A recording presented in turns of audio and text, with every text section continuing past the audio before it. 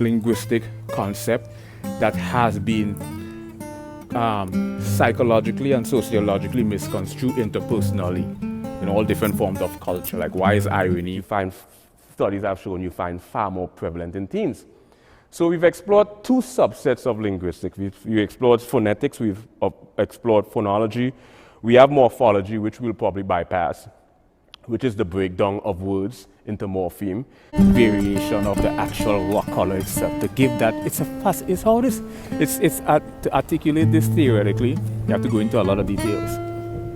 Like, you have to understand how many shades of white to use, how many shades of geometry. Like, there's something called vanishing point.